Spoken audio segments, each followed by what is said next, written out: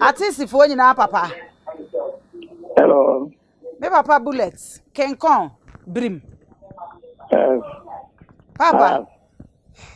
Pepa cho na ho ye de. Ay.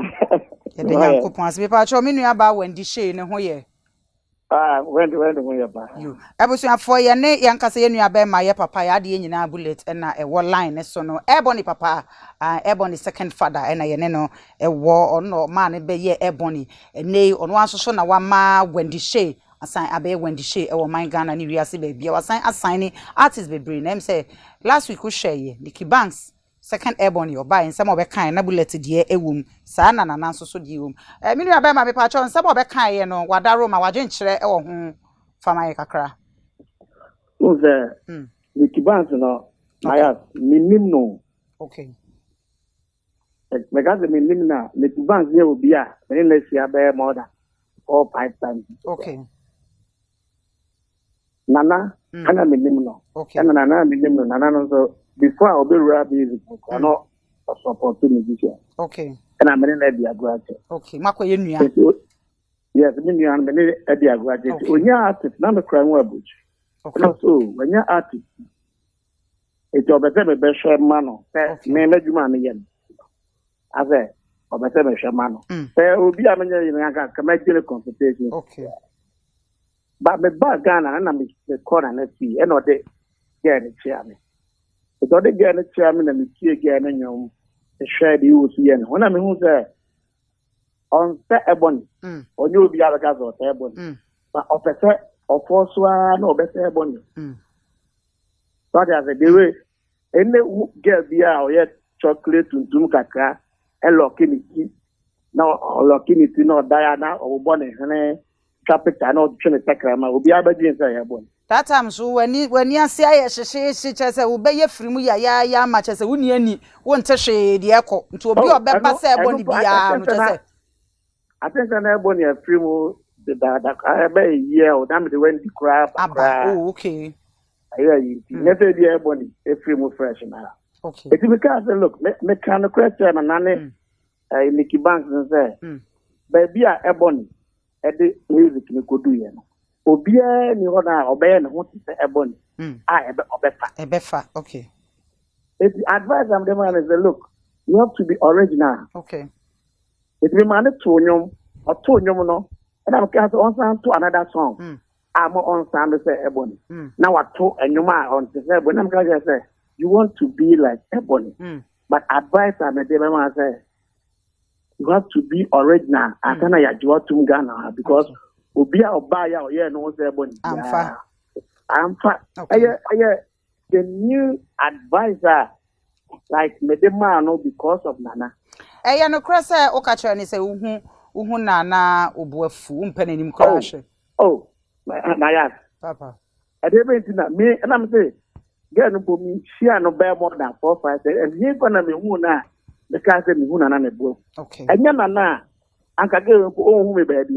But nam Nana so na like wona dem ne man na right? I am the man and I mean no baby. Nana de introduce me chair me say me artist mention me artist or better minimum no baby actually that how many times I make sure now cause me who na bo say e dey be na why me pia who na bo.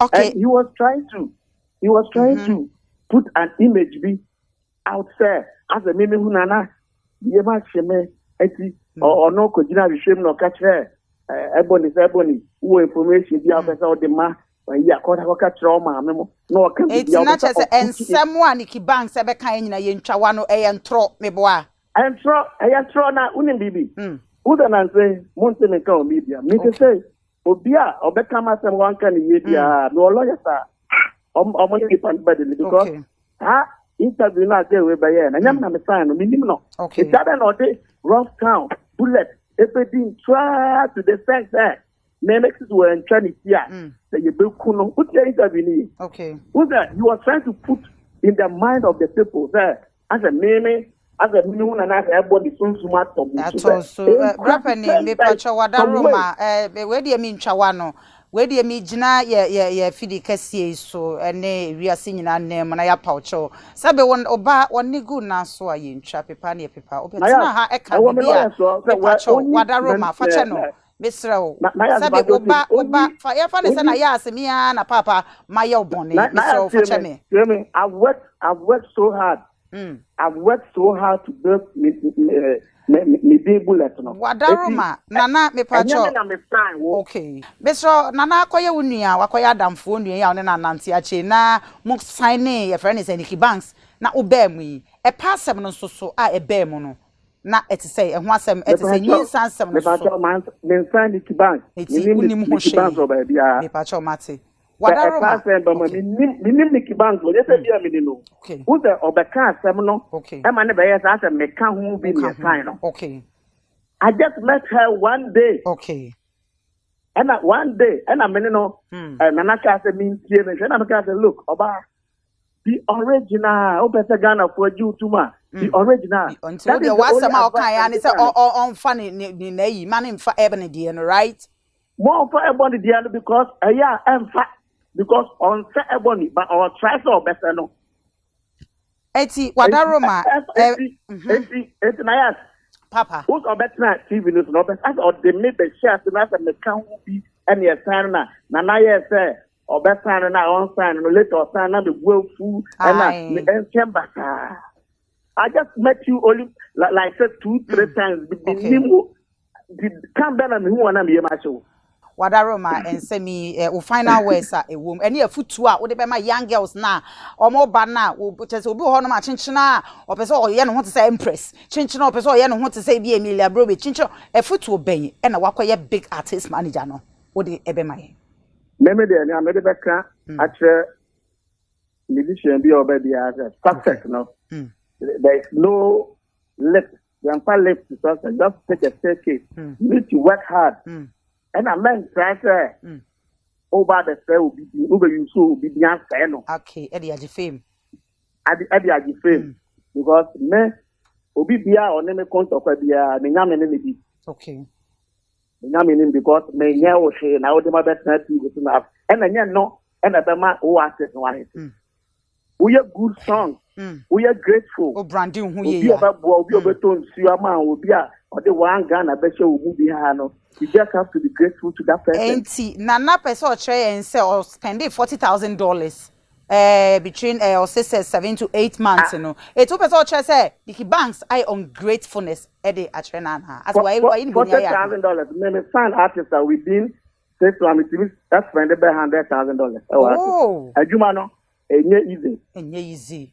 Ajuma no easy to be side one Ghana or who crowd so say depended misika na sasa na namponya enya wanga na bukra why see the perfect project man but why see the what about trawe ta ku na eno na modi shame na ma e bia nya no kra nka monti ase de be si bia ye papa me pa cho ye da se nyankopon wo nhira se ye to nsa me obet case man yes papa wo ye remfo wonni ne ho hwe enjo tv ye koto dwegu form ewiase nyina ya papa bullet artist nyina papa ye pa cho fa che ye dio twa sa nim se na chia oba no bullet o won tama enka betimi awo baby papa o won tama enka betimi awo Nikki Banks he woni go na so okwaja nan e di go na so papa bullet kuntimi ncha pepa na be pepa me baby me de share fa channel me pa cho yes sir me ama me lawyer and mo de week equal mo be the police for ever press again aw me pa cho what